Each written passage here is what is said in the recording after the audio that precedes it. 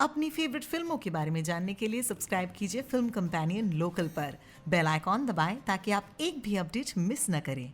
मैं always tell my mum मैं किन्हें इंटरव्यू करने जा रही हूँ, और आज भी मैंने उनसे कहा कि मैं शबाना जी की से बात करने वाली हूँ। And the first thing she asked me is that पहले उनसे पूछना कि उनकी तबीयत कैसी है, because that's how how much we love the stars that we see on the screen. तो मेरी मम्मी की नसीहत है, तो सबसे पहले शबाना जी कैसी है आप, तबीयत कैसी है?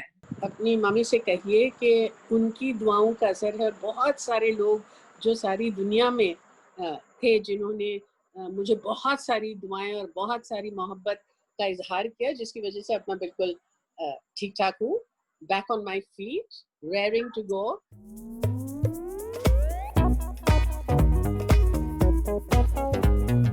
इस एक्सीडेंट की वजह से कम ये तो सबको स्पष्ट हो गया कि मेरे पास दिमाग तो है ना, भेजा तो है। That's the one thing people got to know. Well, that's the one thing that we could have never doubted, and this is amazing. Daring to go तो है ही, लेकिन इसके साथ साथ you're also in a very new mode. मेरे हिसाब से ये पहली बार है आप एक फिल्म प्रेजेंट कर रही हैं, एंड बहुत ही एक्साइटिंग है। सबसे पहले तो मुबारकबाद, मैंने फिल्म देखी है Z5 पर, मी रक्सम। Just want to start by congratulating you and Baba sir for this lovely film. Thank you so much. It makes me so happy. I can't tell you. बहुत सारी वजहें हैं जिसकी वजह से आपको ये फिल्म जाकर देखनी चाहिए। I am gonna start of by asking you कि ये फिल्म जो है पूरी की पूरी मिजवान यहाँ पर शूट की गई है, एंड मुझे याद है as a girl growing up there was this beautiful fashion show that you used to put together for Mijwan, और इसकी वजह से you literally put this lovely place on the map. और जाहिर सी बात है this is an extension of that very thought कि इस जगह को एक जगह मिलनी चाहिए। वाज दैट द रीजन कि क्यों आपने इस पूरी फिल्म मीर अक्सम को मिजवा में शूट किया, यहाँ पर ही बेस किया? ये एक्चुअली इसका क्रेडिट मुझे नहीं, बाबा को जाता है, क्योंकि 2019 में कैफी आजमी साहब जो हमारे वालिद हैं, उनकी बर्थ सेंटेनरी हुई। तो हमने पूरी दुनिया में वो बहुत धूम से वो मनाई गई, उनके बहुत सारे फैंस ने ऑल ओवर द वर्ल्ड उसको मनाया। तो बाबा को ये महसूस हुआ कि एक ख्वाहिश अब्बा ने जाहिर की थी बहुत साल पहले। अब्बा ने पूछा था बाबा से कि बेटे क्या मिजवा में फिल्म बना पाओगे, और तब बाबा ने उसको बस मुस्कुरा के छोड़ दिया था, क्योंकि मिजवा बहुत छोटा गांव था और उसमें बहुत तब्दीली हुई नहीं थी। लेकिन अब कैफी साहब की इतनी अनथक मेहनतों की वजह से मिजवा जो है एक मॉडल विलेज बन गया है, जिसका नाम दुनिया भर में मशहूर हो गया है मिजवा फैशन शो की वजह से। वहाँ की लड़कियां अब बहुत ज्यादा उनका एम्पावरमेंट हुआ है। मिजवा एक इतना छोटा सा गांव था कि जब अब्बा वापस उसमें गए थे, उनकी पैदाइश वहाँ हुई थी, फिर वो जाहिर है कि बम्बई आ गए थे, और फिर उसके बाद जब वो वापस पहुंचे 40 साल बाद, तो उन्होंने देखा कि वो गांव जो है बिल्कुल ज्यों का त्यों था। उसमें आप मानिए कि एक सड़क नहीं थी, स्कूल नहीं था, बिजली नहीं थी, कुछ भी नहीं थी, और उन्होंने तब तय पाया कि मैं तो हूँ मिजवा को एक मॉडल विलेज बना के छोड़ूंगा। और एक मैं बहुत इंटरेस्टिंग किस्सा आपको सुनाती हूँ। वो इतना छोटा गांव था, उसका पिन कोड भी नहीं था, तो जाहिर है कि उसमें कोई सब पोस्ट ऑफिस भी नहीं हो सकता। तो कैफी साहब ने, मोहसिना किदवाई उस वक्त कम्युनिकेशंस की मिनिस्टर थी, तो उनको एक खत जो एप्लीकेशन लिखा वो शायरी में लिखा, और उनको बताया कि क्यों ये जरूरी है कि मिजवा में एक सब पोस्ट ऑफिस होना चाहिए।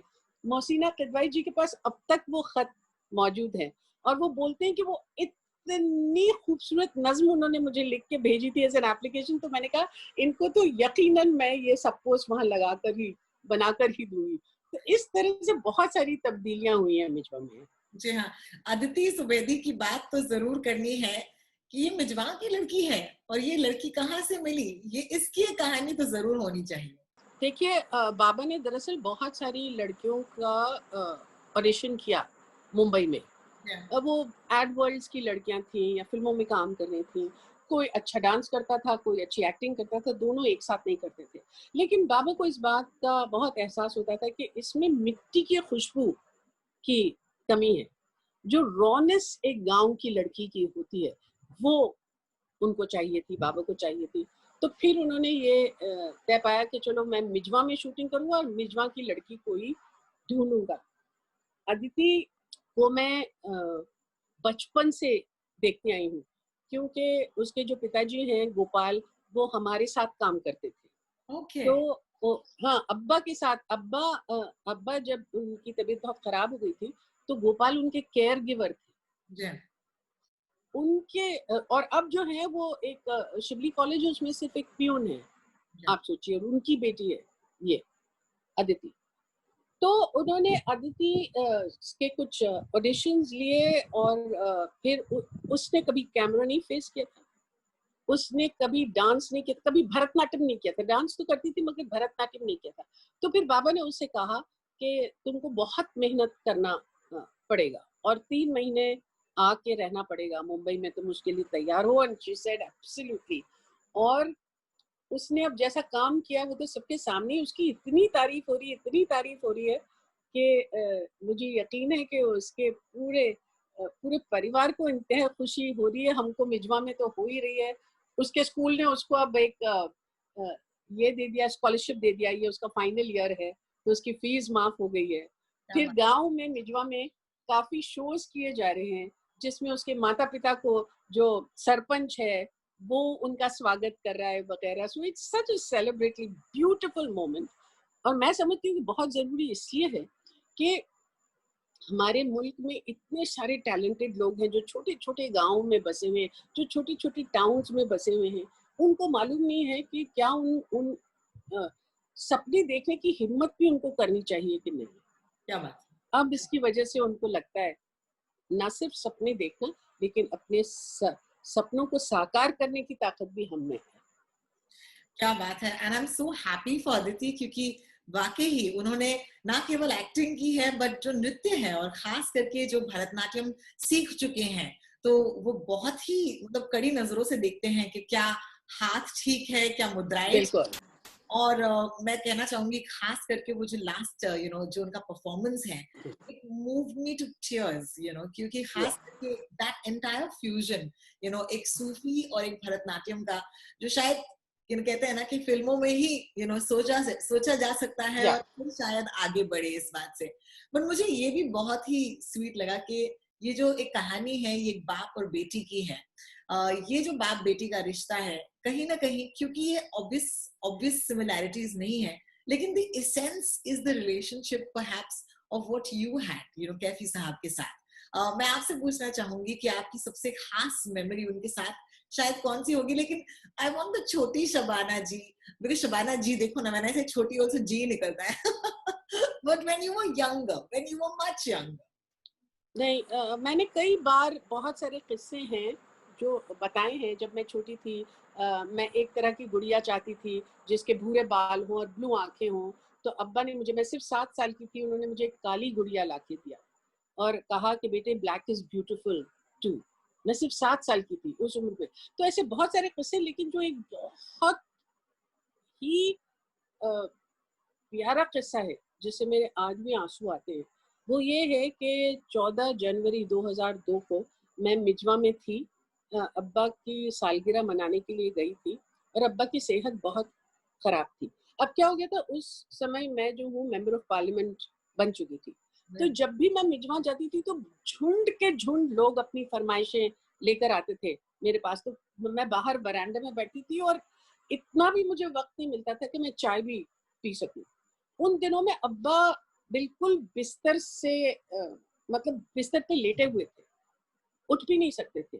उन्होंने गोपाल को कहा, मतलब ड्राइवर से कहा कि आप मेरे लिए जो है गाड़ी निकालो, और मम्मी से कहा कि मुझे कुछ पैसे दो। तो मम्मी ने बोला क्यों चाहिए तुमको पैसे? सवाल मत करो, मेरे को बस पैसे दो। और वो बैठ के निकल गए कहीं। अब हम लोग को किसी को कुछ पता नहीं कि अब्बा कहाँ चले गए, इतनी उनकी सेहत खराब है। और फिर वो वापस आए और मुझे गोपाल ने बोला अब्बा आपको याद कर रहे हैं। तो मैं जब अंदर गई तो उन्होंने कहा कि बेटे सुबह से मेरे गांव वाले तुम्हारा दिमाग चबा रहे हैं। देखो तुम्हारे पसंदीदा समोसे मैं बनवा कर लेकर आया हूँ, पहले तुम ये समोसे खा लो और फिर बाहर बैठो। वो आखिरी दिन था कि वो अपने बिस्तर से उठ पाए। उनको मैं आपको बता नहीं सकती कि ये मेमोरी मेरे लिए ये कितनी मुझे इससे स्ट्रेंथ मिलती है, और अजीब एहसास होता है कि बात ये 14 जनवरी 2002 के बाद फिर अब्बा बस एक अस्पताल से दूसरे अस्पताल चलते गए, और फिर 10 मई को उनका इंतकाल हुआ। फिर 5 मई को अ, मैं उनके पास गई थी उनसे मिलने के लिए, क्योंकि मुझे दिल्ली में भी रहना था, और मैंने कहा अब्बा मैं आपसे 5 दिन से मिली नहीं हूँ, आप मुझसे नाराज हैं। तो उन्होंने इतने प्यार से मुझे कहा, और फिर वो बैठे अपने व्हीलचेयर पर, और जब जा रही थी तो उन्होंने इतने प्यार से मुझे ऐसे बाय बाय किया। पता नहीं क्या बात थी कि मुझे ऐसा लगा था कि ये आखिरी बार है जो अपने वालिद को मैं देख सकूं, और वो सचमुच आखिरी बार है। You know, every father-daughter relationship is so special. लेकिन जब आपके वालिद साहब कैफी साहब हो, तो I can just imagine what a gift it must have been just this life, and I congratulate you just for being able to tell us these beautiful stories. और you know कहते हैं ना कि किसी की जिंदगी ही एक सीख है. So Shubhana ji, I'm so grateful कि आज you are here to tell us and pass on these legacies, क्योंकि कुछ बच्चों को ये करने का मौका नहीं मिलता, और मेरे हिसाब से आपको और बाबा सर को ये मौका मिला है, इसके लिए वी शुड बी ग्रेटफुल, है ना? बिल्कुल, बिल्कुल, क्योंकि देखिए कैफी साहब के 2 शेर हैं जो मुझे बहुत पसंद हैं। एक तो ये कि कोई तो सूद चुकाए, कोई तो ज़िम्मा ले। क्या बात। कोई तो सूद चुकाए, कोई तो ज़िम्मा ले, उस इनकलाब का जो आज तक उधार सा है। तो जब मीर अक्सम बनाकर और मिजवा में बनाकर, और मिजवा की एक बेटी को उसकी हीरोइन बनाकर बाबा उस सूद अ, चुका रहा है अपनी तरफ से, और जो उनका उनका जो पैगाम है, मोहब्बत का पैगाम है, वो भी उनकी बहुत एक सिंपल सा शेर है। प्यार का जश्न नई तरह मनाना होगा, प्यार का जश्न नई तरह मनाना होगा, गम किसी दिल में सही, गम को मिटाना होगा। क्या बात है, क्या बात है। You know, whenever I am feeling a little low, छोटी सी किताब है जो रखती हूँ मैं बगल में अपने, you know, कभी कभी बस एक शेर पढ़ लो और फिर you know your entire day can change, and that's the power of बिल्कुल। poetry. Of course, let's talk about the brother. You know, क्योंकि बाबा सर जो है, of course he's been acclaimed as a cinematographer, कई सारी फिल्में उन्होंने shoot की हैं, लेकिन एक एक सिस्टर होने के नाते ये बोलना जरूरी है, बड़े बिना बायस्ड हुए डायरेक्टर साहब को कितने अंक देंगी आप एज अ डायरेक्टर, कैसे लगे? देखिए, अगर आप जाने कि कितनी मुश्किलें आई थी एक्चुअली मिजवा में शूटिंग करते समय, लेकिन बाबा में एक, मुझे ऐसा लगता था जैसे एक मेडिटेटिव क्वालिटी आ गई है उनको, जो है वो बस इतना यकीन था कि अब्बा का साया उनके सर पे है कि वो किसी चीज़ से अपसेट ही नहीं होते थे। फिर जो चीज़ें मुझे बाबा की बहुत अच्छी लगी हैं, वो जिस तरह से ये रिश्ता उन्होंने दिखाया है बेटी और बाप का। तो दानिश मुझे बताते हैं कि बाबा उनको हमेशा ये कहते थे कि आप कभी भी हद से बाहर मत गुजरिए, क्योंकि आप एक क्या बोलते हैं, डिग्निटी कभी भी अपनी लूज मत करना। अप, अपनी स्ट्रेंथ का इस्तेमाल करना, मगर बगैर डिग्निटी लूज किए हुए, क्योंकि एक्चुअली सलीम को खुद ही नहीं मालूम है कि उसमें कितनी ताकत है। ये जो उन्होंने दिया है ना नोट दानिश को, ये मुझे बहुत अच्छा लगता है। उसमें आप देखेंगे कि जहां वो नसीर को कन्फ्रंट भी करते हैं, वहां भी वो अपनी बात फॉर्मली कहते हैं, लेकिन बिल्कुल भी बदतमीजी से नहीं। तो वो श्रिल आवाज नहीं होने की वजह से हमको आज के दौर में क्या चाहिए, हमको आज के दौर में सेन डिबेट चाहिए। हो सकता है कि आपका मुझसे इख्तिलाफ हो, आप की राय मेरे से अलग हो, और आपको उसका इजहार करने का पूरा मौका मिलना चाहिए, क्योंकि हम एक डेमोक्रेसी में रहते हैं। लेकिन आप किस तरह से बोलते हैं उस पर डिपेंड करता है कि लोग आपकी बात सुनेंगे या नहीं सुनेंगे। लोग गलती आमतौर पे ये करते हैं कि अगर मैं बहुत जोर से और बहुत चीख के एक बात कहूँ तो लोग बात सुन लेंगे। होता उल्टा है। जब आप देखते हैं कि मुस्तकिल एक आदमी बस चीखते ही जा रहा है, तो आपके कान दर्द होने लगते हैं, और फिर आप उसको सुनना ही बंद कर देते हैं। लेकिन अगर आप अपनी बात दायरे में रहकर बहुत सहजता से कहो तो एक सेम डायलॉग शुरू हो सकता है। और बाबा की यही कोशिश रही है इस फिल्म के जरिए कि खूबसूरत ह्यूमन कहानी कहें जिसकी वजह से एक सेम डायलॉग फिर से शुरू हो सके। Now, I love one of the victories of the film is the fact कि एक तो ये कहानी है एक बाप और बेटी की और बेटी की ख्वाहिश की, लेकिन उसी के दायरे में आप दिखाते हैं the bigots on both sides and I think that is truly the win क्योंकि आज एक ऐसा माहौल भी है जहां पर it doesn't matter कि आप कहाँ से बिलोंग करते हैं, अगर सोच जो है वो उसमें खोट हो तो बस खोट है। ये वही बात है, ये बहुत सही बात आपने कही है क्योंकि रियली ये एक विचारधारा की है। ये लड़ाई जो है एक सोच की, एक विचारधारा की है।